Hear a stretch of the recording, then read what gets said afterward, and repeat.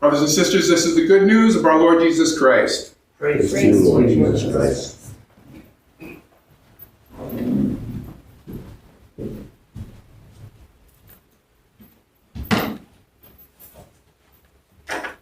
So how do we react when events that turn our lives inside out happen?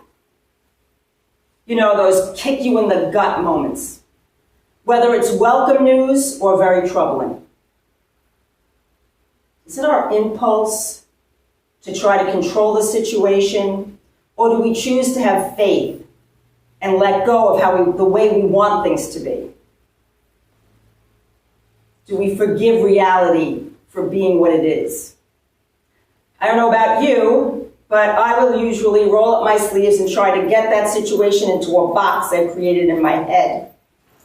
I don't think any of us like scary situations when the outcome is unknown. So today, we divert from our attention from Mark's gospel to Luke, because Luke doesn't include any of what we call the infancy narratives. And since today's the fourth Sunday of Advent, it's time for us to turn our attention to Mary and Jesus' impending birth. So in our reading, a young teenage girl with everything to lose teaches us a little bit about the importance of having faith and surrendering control and being comfortable with the unknown. The author of Luke is very good at drawing parallels between two stories to get his point across. And this is the case with the gospel we just heard. The Gospel of Luke begins with two exchanges between the spiritual and material world. Okay, in the verses just before our gospel today, we hear the story of Elizabeth and Zechariah. And while going about his priestly duties in the temple, Zechariah is visited by an angel and given the news that Elizabeth will give birth. And then 6 months later, in the story we just heard, this same messenger appears to Mary with similar news. These two instances, fun fact, these two instances, these two stories are the only places in all the Gospels where an angel or a messenger actually has a name. So the name, and the name is Gabriel. So here are the similarities. Both Zechariah and Mary receive news that turn their lives upside down. And the news is delivered by the same messenger in the same way. Both are promised a miraculous birth. Both are equally unlikely to have a child. Zechariah and his wife Elizabeth are old, and Mary is a virgin. And both respond to the news with a question. And then we have some differences. Zechariah is old, wise, law-abiding, a temple priest. Elizabeth is well past her childbearing years. They have no children. And they have lived with the shame of never becoming parents. The news Zechariah receives is a prayer long unanswered and a hope that has been dashed with the passing of time. And Mary, on the other hand, is young, obscure teenager, unwed, with marriage and children, a hope for possibility for the future. She is already betrothed to a man who will be able to provide for her. So each visit is like a powerful gust of wind that turns an umbrella inside out. It's news that changes lives. Both visits incite fear, and both invoke questions. And although the message is similar, we find two very different human responses.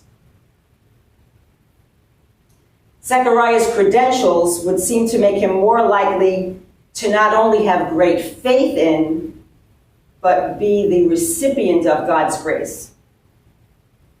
But Zechariah looks at the physical implausibility and has trouble believing. He wants to know, how can this be? Since he and Elizabeth are so old. So he asks, how can I be sure of this? He's looking for some sort of proof. I think we can all relate to Zechariah. I know I can.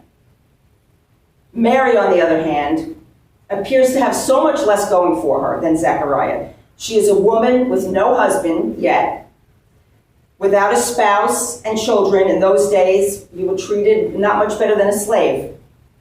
She's young, holds no position in the community. In fact, the gospel gives us no qualities of her worthiness. But when she is confronted with her troubling news that puts her hopes and dreams and her life in danger, she doesn't doubt what she's told. She merely doesn't understand how it will happen. She's perplexed, and she asks, how will this be, since I am a virgin? The messenger assures her, and Mary then affirms her belief in her second reply.